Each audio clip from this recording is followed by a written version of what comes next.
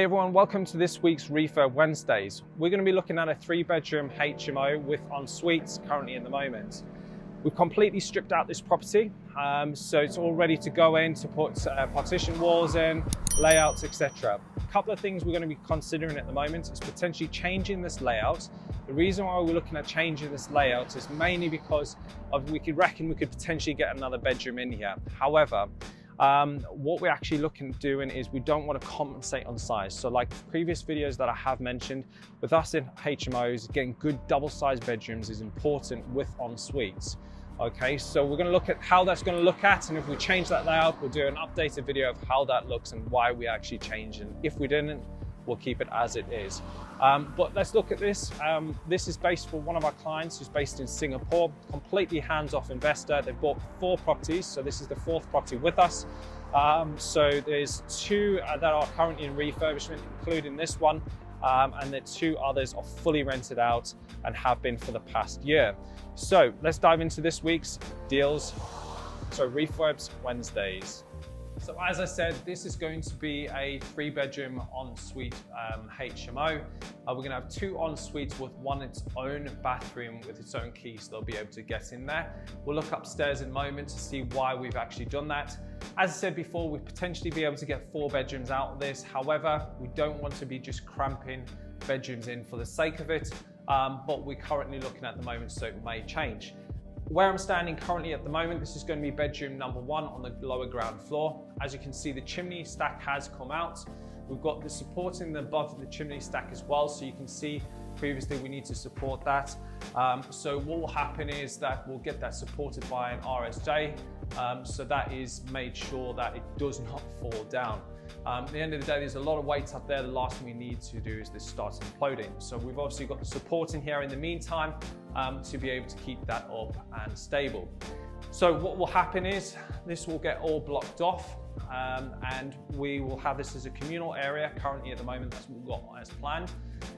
What we do is we actually obviously we'll fireboard this off, we'll put soundproofing in. However, what we do is we actually put double fireboard on. Extra safety. It doesn't really need to be done by regulation, but we like to do it for extra safety precautions. So those little details that our clients actually don't see, but they actually know that we actually take care of the detail. Obviously, we've got the entrance to the communal area here that will stay exactly where it is, but we'll break through this wall over here and put a door in so you'll be able to get in and out. The actual ensuite will be roughly around about here. So it'll be a nice double-sized bedroom with an ensuite. Check out the kitchen. Currently at the moment, this layout may completely change. So currently at the moment, this is going to be the actual communal area. We're not going to be putting any French doors in here at the moment. We don't need to because we're leaving the back door where it is because of the kitchen. Now, obviously, if things change, they will change if we can get another bedroom in here, but at this present moment, we're going to keep it as it is. So what we're going to do is we're going to jump into the kitchen and we'll have a look at what's going to happen there. So as you can see, this is the original kitchen. The property was in really bad condition previously beforehand. We've actually stripped out everything now beforehand. The kitchen really wasn't a decent kitchen, to be fair. It was very old, very dated. Somebody was living here previously before, never cleaned the place in a long time. So we'll see obviously the condition upstairs as well. But everything's pretty much gutted. So this is going to be, we're going to keep it as a kitchen. It may change, but at the moment on our plans, what we've decided and we signed off the client, this is going to be the actual kitchen.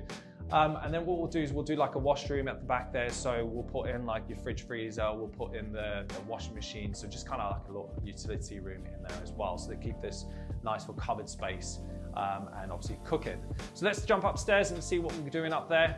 And we'll see exactly what's happening. So as you can see, we're in the 2nd bedroom with ensuite. Now this bedroom is really big. The great thing about it is the front of the house. Generally, these are normally bigger than other ones in terrace houses. We're not going to be taking out the chimney stack. As you can see below, it's supported at the moment until we get that support beam across and it is secure. So what happens is we'll leave that in. This room's big enough. Ensuite's going to come here in the corner, so it'll be shower cubicle in the corner. Probably put toilets around about here somewhere, and also basin around about there. Door roughly around about here. The cubicle is probably going to come all the way up to here. So obviously we get it all marked out, we've got it all on plan, so when it comes in, our joiners can come in, they can literally just get everything up, everything's measured up, you know, down to the millimeter, as well as making sure that we've got first fix and second fix plumbing coming in. So we know exactly where the furniture is going to go, bed over there, wardrobe over there, TV on the wall, and obviously we're going to have the desk over in the corner there as well. Let's jump to the second bedroom. The second bedroom is, we're doing its own bedroom on its own, very simple, but then we're going to do a separate bathroom on its own, so they'll be able to get their own key with that, which some tenants do like quite a bit. So as you can see, we're in the second bedroom at the moment. It's a little bit smaller than the other bedrooms, so we can't really put an ensuite in here. And normally what we would do in this circumstance is we break through the wall over here, we'll put the shower cubicle around about here, and then you'd normally have the ensuite come around about here, which would still work, however, and we'd still have a decent sized bedroom, probably, you know, just around about the 10 meters squares. But the problem is that bedroom in the front is not as big as normally we would take from that bedroom. So in order for us to do that, we'd have to obviously take the chimney stack out, which we don't really need to.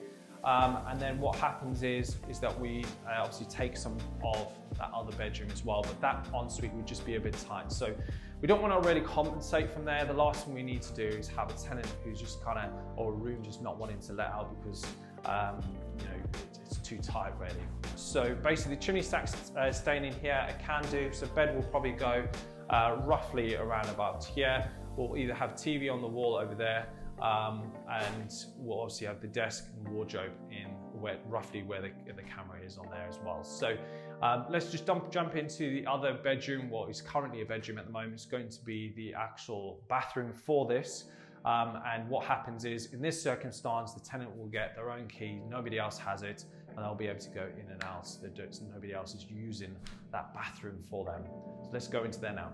Okay, so we're currently at the moment, we're in where the original third bedroom is. We're turning this into an ensuite. As you can see, it's not, we can have it as a single bedroom currently at the moment, so we can't really do anything else with it. So there's no point as compensating on the other two bedrooms to put two ensuites there where we can actually have a separate like bathroom over here. So as you can see, the old plumbing system, very, very old, very dated, that still needs coming out. So they'll get ripped out this week.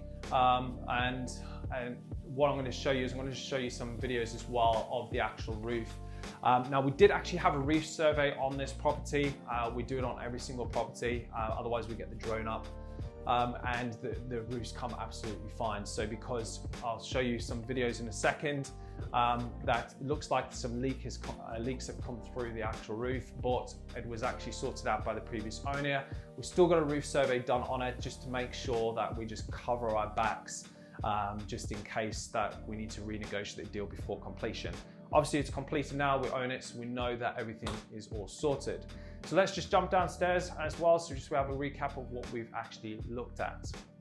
As you can see, this property needs a lot of work doing to it, but we're used to doing the actual work on these properties.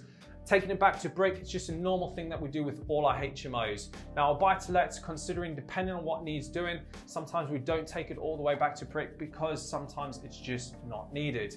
When we actually put in new wiring, new plumbing in, we completely transform the layout of the house. It makes sense for us to take it back to brick. Everything's brand new, and our client knows that everything is future-proof with their property. Now, if you guys actually want to keep out on other Refurb Wednesdays, hit that like and subscribe button, as well as making sure that you've hit the notification button.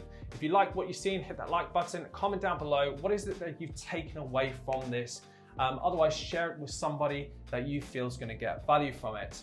I'll see you guys next week at 7 p.m. on Refurb Wednesdays, and I'll speak to you soon. Thanks for watching. My name is Nic Clark from Jenic Property, helping you profit from UK property with minimal time effort.